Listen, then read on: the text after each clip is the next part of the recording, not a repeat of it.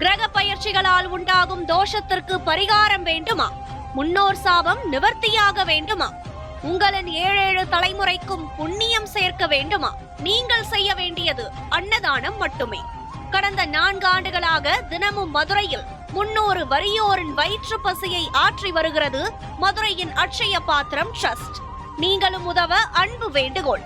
மேலும் தொடர்பிற்கு நெல்லை பாலு, நிறுவனர் 9442630815. காஞ்சி பெரியவர் மகிமையை சொல்லும் சம்பவங்களோடு மதுரை அனுஷத்தின் அனுகிரகம் நிறுவனர் நெல்லை பாலு அவர்கள் தொகுத்து வழங்கும் ஸ்ரீ மகா பெரியவா மகிமை சிறப்பு தொகுப்பு. ஹரஹர சங்கர, ஜெய ஜெய சங்கர, காஞ்சி சங்கர, காமகோடி சங்கர. எல்லாம் வல்ல நம் ஜெகத்குருவின் திருவருளால் இந்த நாள் இனிய நாளாக அமைய அன்பு பிரார்த்தனைகள். நடமாடும் தெய்வமாய் விளங்கி நானிலத்தில் உள்ளவர்களை எல்லாம் நல்வழிப்படுத்திய காஞ்சி மாமுனிவர் மகா பெரியவா ஒருமுறை ஆந்திர மாநிலத்திலே ஒரு சின்ன கிராமத்திலே முகாமிட்டிருக்கிறார். அந்த ஊருக்கு மகா பெரியவா வந்தவுடனே அந்த ஊர் பக்தர்கள் அனைவரும் மகா பெரியவாளை விழுந்து வணங்கி, பெரியவா, எங்கள் ஊருக்கு நீங்கள் வந்தீர்கள், மழையே இல்லை, கண்டிப்பாக இனி மழை பொழியும் என்று சந்தோஷத்தோடு பெரியவாளை ஒவ்வொருவராக வந்து நமஸ்கரித்து கொண்டிருக்கிறார்கள். அந்த ஊரிலே ஒரு சின்ன குட்டை மட்டும் இருக்கிறது, ஒரு குளம் மாதிரி ஒரு குட்டை மட்டும்தான் இருக்கிறது. வேறு அந்த ஊரிலே வேறு பெரிய ஆறு இல்லை, பெரிய குளம் இல்லை, ஒரு குட்டை இருக்கிறது. மகா பெரியவா அன்றைக்கு என்ன செய்தார்? தன் நித்திய அனுஷ்டானத்திற்காக அந்த குட்டையிலிருந்து ஜலத்தை எடுத்து நீரை எடுத்து அன்றைக்கு அந்த நீரிலே தன்னுடைய அனுஷ்டானங்களை அன்று செய்து முடிக்கிறார். அதை முடித்துவிட்டு அன்றைக்கே அந்த ஊரிலிருந்து புறப்பட்டு மற்ற ஆந்திர மாநிலம் மற்றொரு ஊருக்கு முகாமிற்காக புறப்பட்டு செல்கிறார். புறப்பட்டு சென்று 1-2 நாட்கள் கூட ஆகவில்லை. திடீரென்று அந்த ஊருக்கு திடீரென்று ஒரு பெரிய வண்டியாக வண்டி வந்து கொண்டே இருக்கிறது. ஆட்கள், நூற்றுக்கணக்கான ஆட்கள் வந்து கொண்டிருக்கிறார்கள். அந்த வண்டியில் நிறைய காய்கறிகள், அரிசி மூட்டைகள், பழங்கள், இப்படி நிறைய பொருட்கள், சமைக்க வேண்டிய அத்தனை பொருட்களும் அந்த வண்டிக்குள்ளே இருக்கிறது.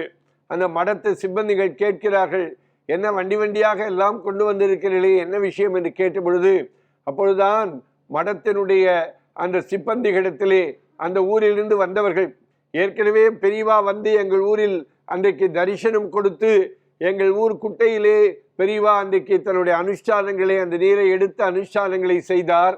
என்னமோ தெரியவில்லை, உப்பு நீராக இருந்த குட்டை, நாங்கள் எப்பொழுதும் உப்பு நீரைத்தான் சமையலுக்கும் மற்றவருக்கும் பயன்படுத்தி கொண்டு வந்தோம். மகா பெரியவா அனுஷ்டானம் செய்ததனுடைய விளைவு அந்த குட்டை முழுக்க இருந்த நீரெல்லாம், உப்பு நீரெல்லாம் நன்னீராக மாறி இன்னைக்கு நாங்கள் நல்ல நீரை பருகுவதற்கான ஒரு வாய்ப்பு எங்களுக்கு வந்திருக்கிறது. அதற்கு மூல காரணம் பெரியவா அன்றைக்கு அனுஷ்டானம் செய்ததனுடைய விளைவுதான் என்று சொல்லி, அதற்குத்தான் மகா பெரியவாளை பார்க்க வந்திருக்கிறோம் என்று சொல்லி 200 பேர் சமைக்கக்கூடிய விதத்திலே காய்கறிகளை எல்லாம் அந்த வண்டியாக கொண்டு வந்த காய்கறிகளை எல்லாம் இறக்கி வைத்துவிட்டு பெரியவாளை தரிசனம் செய்து, பெரியவா, உங்களுடைய அருள் கடாட்சாத்தால் தான் எங்கள் ஊரில் உள்ள குட்டை உப்பு நீர் நன்னீராக மாறி இருக்கிறது, அதற்கு நீங்கள் தான் காரணம் என்று சொல்லி அன்றைக்கு பெரியவாடத்திலே ஆசீர்வாதம் செய்தார்களாம். உடனே பெரியவா என்ன சொன்னார்? ஒரு 200 பேர் சாப்பிடுகிற விதமாக உடனடியாக இந்த காய்கறி எல்லாவற்றையும் வைத்து சமையல் செய்ய சொன்னாராம். அந்த மடத்தில் உள்ளவர்களுக்கெல்லாம் ஒன்றுமே புரியவில்லை. வந்தவர்களெல்லாம் திரும்பி போய்விடுகிறார்கள். சமையல் செய்தாகிவிட்டது, யாருமே இல்லையே, என்ன திடீரென்று பெரியவா 200 பேருக்கு சமையல் செய்ய சொல்கிறார்களே என்று நினைத்து கொண்டிருந்த பொழுது திடீரென்று ஒரு 4 பஸ் அந்த ஊருக்குள்ளே பெரியவாளை தரிசிக்க வருகிறது. அந்த பஸ்ஸிலிருந்து இறங்கியவர்கள் எல்லோரும் பெரியவாடத்திலே வந்து, நாங்கள் காஞ்சி காமகோடி பீடாதிபதி புது பெரியவா என்று அழைக்கப்படுகிற ஜெயேந்திர சரஸ்வதி சுவாமிகளை தரிசித்து விட்டு வந்தோம்.